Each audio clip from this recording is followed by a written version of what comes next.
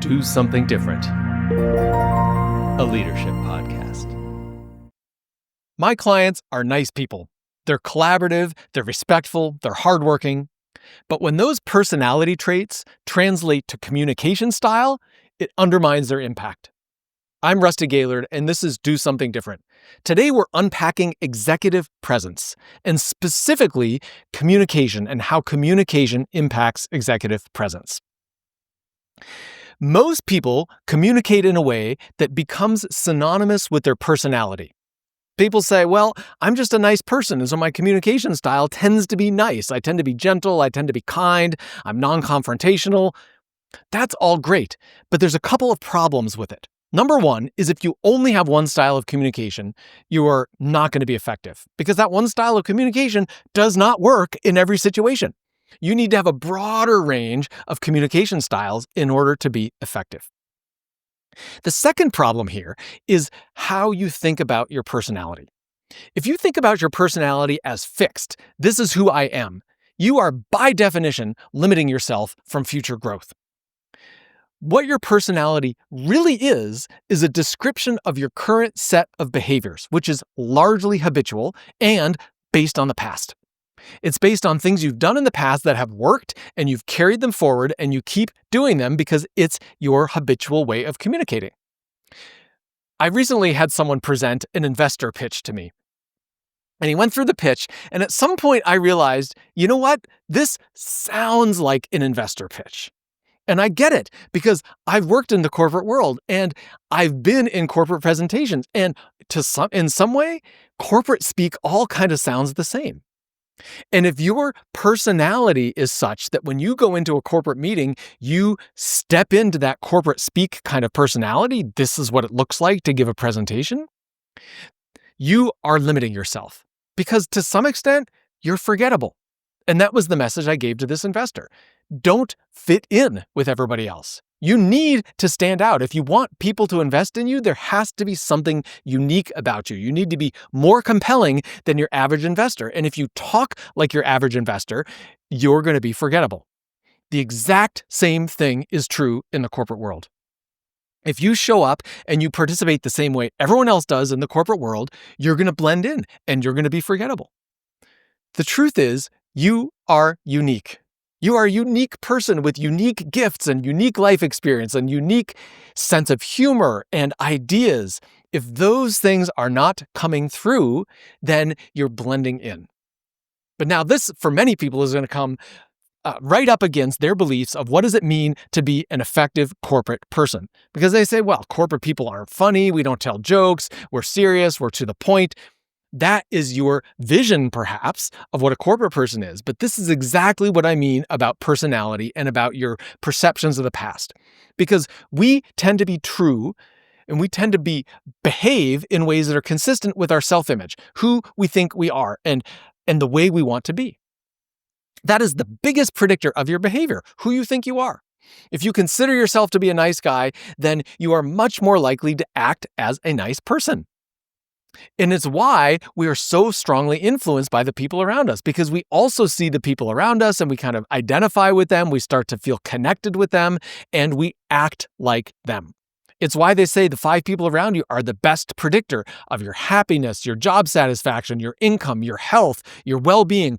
All of these things are so strongly influenced by the people around you because your self-image starts to be influenced by those people and it becomes a self-reinforcing cycle. In today's leadership world, we talk so much about authenticity, and you want to be an authentic leader. But authentic to what? Are you authentic to your past self, to your personality, which is based on all of those habits and behaviors you learned in the past? Or are you authentic to your future self, to who you are becoming? Let's just do a thought experiment. Picture yourself in the future as a next level of success, whatever that looks like for you, and picture yourself in a meeting, in an appropriate meeting setting for the kind of work that you do, but where you are speaking and others are listening. They're paying attention, they're nodding along, they value what you have to say, and you feel twice as confident as you do today. Imagine you're twice as confident. What does that feel like? Do that thought experiment to put yourself in that room. Look around. See, are other people listening? How are they nodding? How are they demonstrating their attention to you?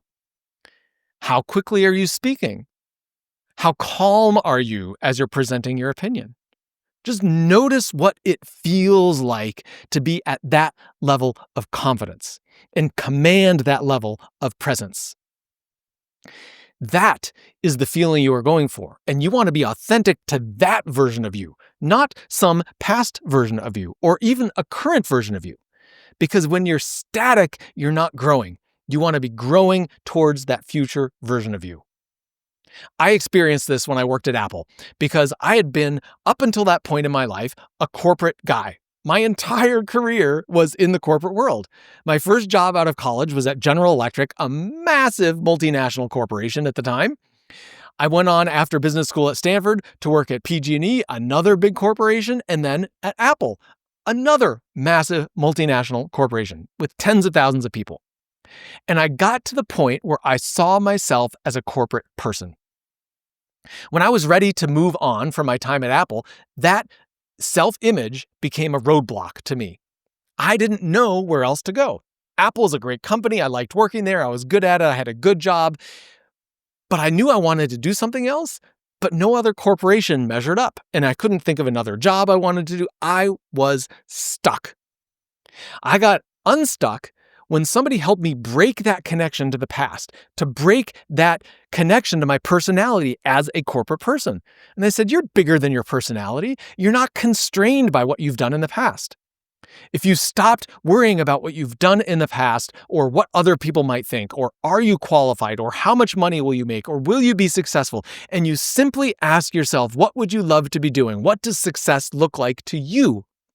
That is where I got the idea that I wanted to have meaningful conversations with people to help them break through their personal constraints and achieve a new level of success and impact and confidence.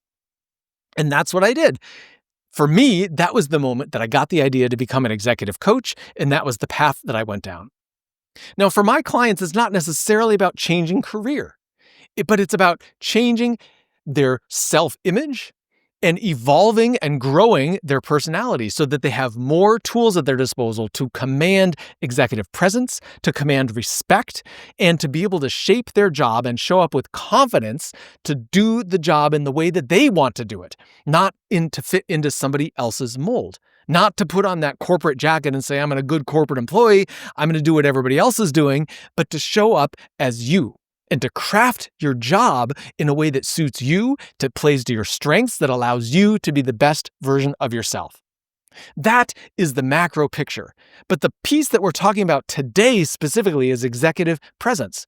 Because part of that is getting people to see you as confident and present and executive in nature. You don't control executive presence because executive presence is really about how others perceive you. But you do control how you show up. And I want to give you 5 tools, all starting with the letter P, 5 Ps to boost your executive presence. As you know, I talk about skill set and mindset. So these 5 Ps range the spectrum between skill set and mindset, and they help you identify a future version of yourself that is more confident and conveys more respect and commands more respect from other people when you show up. The first P is your position. To position yourself as someone who is confident and has authority. And I don't mean position in terms of your physical position in the room. I mean position yourself mentally. This is clearly a mindset tool. Go back to that thought experiment we did earlier and say, what does it look like and how does it feel to be twice as confident? Put yourself in that position. Be that version of yourself that feels twice as confident, that shows up and acts accordingly. When you do that, a whole set of behaviors follows. All of your nonverbal language, so much of the way you communicate just flows naturally from that one step. That is the mindset step. There are several other tools which I want to give you which become more and more behavioral as we go. The second one I want to give you, second tool to help you boost your executive presence, is to use proclamation. What does that mean? It means to proclaim your statement, to make a statement as if it were true, rather than to couch it in words that minimize the impact, such as, well, my opinion is, or based on the research we did, or I think, or our team recommends. Don't use any of those language. Just say the best path forward is X. Proclaim it as if it were true. Make a statement of what you believe is the best path forward without the qualifiers. Proclamation is so powerful. If you ever use writing, you will notice this so many times that this is what the team recommends or I recommend. Just notice how many times you start with the words I think or I recommend or I believe. Those are all qualifiers. They're assumed because you are the one who's communicating. Of course, it's your opinion.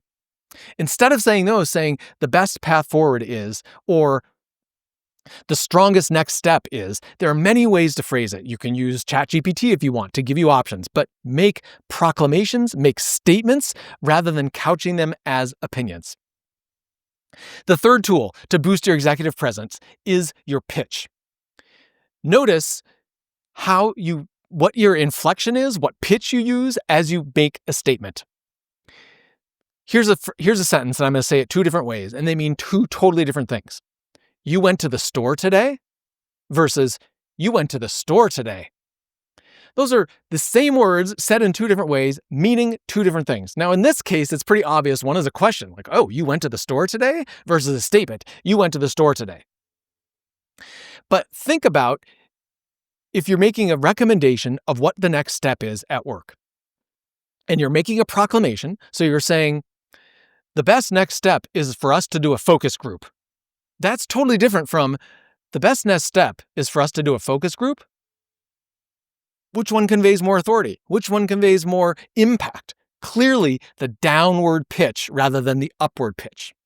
Upward pitch is used for questions and creates uncertainty. It communicates uncertainty. Downward pitch communicates authority and confidence. Notice your pitch and be deliberate and notice the pitch of those around you to see how they communicate. The fourth tool, also starting with a P, is your pace. Notice how quickly you speak when you're in a meeting. Many of us in a meeting want to speak quickly because we want to get all of our ideas out before somebody else jumps in and interrupts us and the direction goes in some other way. Slow down. Those people who command the most respect and have the most executive presence, speak slowly. They pause. They take time between their phrases, their sentences, their ideas. And they still command the room while doing so.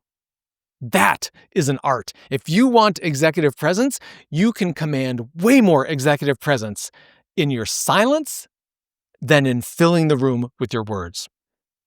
Notice that. Pay attention to the people around you. See if you can play with your pace to slow down and pause and see how people react. The fifth tool, the last one, is projection. And this is simply a matter of being clearly heard. Of course, it matters virtually. Make sure that your microphone is good. Make sure you don't have this kind of echoey sound that some people have when they have a bad microphone setup. It's worth just making sure your sound quality is good so that you're easy to understand. And when you're in person, speak loudly enough, project enough that people can understand you clearly and easily. They can hear you. This is the most simple of requirements. If people cannot hear you, they will never understand what you have to say. Most people, between being too soft and too loud, err on the side of being too soft because we don't want to feel like we're yelling in the way we communicate. Take one notch up towards louder. Just move one notch up and speak a little bit more loudly. Project a little bit more in the room. So nobody has to work to hear you. Nobody has to work to understand you, and they can focus clearly on what you have to say. These 5 Ps, ranging from mindset to skill set, which is your position, your mental position as you go in, making proclamations, your pitch, your pace, and projection. These 5 Ps can help you boost your executive presence. And they're very tactical, easy to apply tools in the way you communicate in a meeting.